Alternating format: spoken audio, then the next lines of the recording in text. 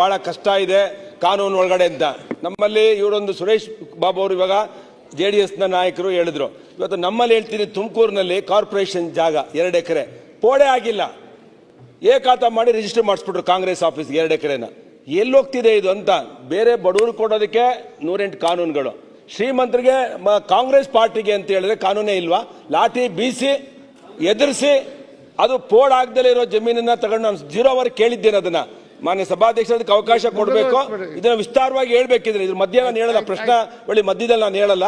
ಅದಕ್ಕೆ ಕೃಷ್ಣ ಬೈರೇಗೌಡರು ಉತ್ತರ ಕೊಡಬೇಕು. ಪೋಡ್ ಆಗ್ದಲೆ, ಪಾಣಿ ಪೋಡ್ ಆಗ್ದಲೆ, ಮತ್ತೆ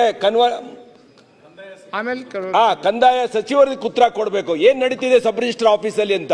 ಏನು ನಿಮ್ಗೆ ಇಷ್ಟ ಬಂದಂಗೆ ರಿಜಿಸ್ಟರ್ ಮಾಡುವಂತ ಕಾನೂನ ಸೃಷ್ಟಿ ಮಾಡ್ಕೊಂಡ್ಬಿಟ್ಟಿಲ್ಲ ನಿಮ್ಗೆ ಕಾಂಗ್ರೆಸ್ ಪಾರ್ಟಿ ಆಫೀಸ್ಗೆ. 100,000 ಆಫೀಸ್ ಕಟ್ಸ್ಕೊಂಡು ನಮ್ದೇನಿಲ್ಲ. ಆದ್ರೆ ಬಡವ್ರಿಗೊಂದು ಕಾನೂನು ನಿಮ್ಗೊಂದು ಕಾನೂನು ಮಾಡಿದ್ರೆ ಹೇಗೆ ಅಂತ ಅನ್ನೋದನ್ನ ನೀವು ಉತ್ತರ ಕೊಡಬೇಕು ಕಂದಾಯ ಸಚಿವರು. ಸರಿ, ಆಮೇಲೆ ಕೊಡುವಂತ್ರಿ. ರಘುಮೂರ್ತಿ ಅವರು ಹೇಳಿ ಬಹಳ ಕಷ್ಟ ಇದೆ ಕಾನೂನು ಒಳಗಡೆ ಅಂತ. ನಮ್ಮಲ್ಲಿ ಇವರೊಂದು ಸುರೇಶ್ ಬಾಬು ಅವರು ಇವಾಗ JDS ನ ನಾಯಕರು ಹೇಳಿದ್ರು. ಇವತ್ತು ನಮ್ಮಲ್ಲಿ ಹೇಳ್ತೀನಿ, ತುಮಕೂರಿನಲ್ಲಿ ಕಾರ್ಪೊರೇಷನ್ ಜಾಗ 2 ಎಕರೆ ಪೋಡೆ ಆಗಿಲ್ಲ, ಏಕಾತ ಮಾಡಿ ರಿಜಿಸ್ಟರ್ ಮಾಡಿಸ್ಬಿಟ್ರು ಕಾಂಗ್ರೆಸ್ ಆಫೀಸ್ಗೆ 2 ಎಕರೆನ. ಎಲ್ಲಿ ಹೋಗ್ತಿದೆ ಇದು ಅಂತ. ಬೇರೆ ಬಡವರು ಕೊಡೋದಕ್ಕೆ 108 ಕಾನೂನುಗಳು, ಶ್ರೀಮಂತರಿಗೆ ಕಾಂಗ್ರೆಸ್ ಪಾರ್ಟಿಗೆ ಅಂತ ಹೇಳಿದ್ರೆ ಕಾನೂನೇ ಇಲ್ವಾ?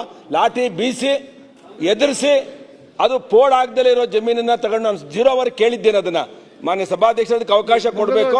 ಇದನ್ನ ವಿಸ್ತಾರವಾಗಿ ಹೇಳ್ಬೇಕಿದ್ರೆ ಇದ್ರ ಮಧ್ಯ ನಾನು ಹೇಳಲ್ಲ, ಪ್ರಶ್ನೆ ಬಳಿ ಮಧ್ಯದಲ್ಲಿ ನಾನು ಹೇಳಲ್ಲ.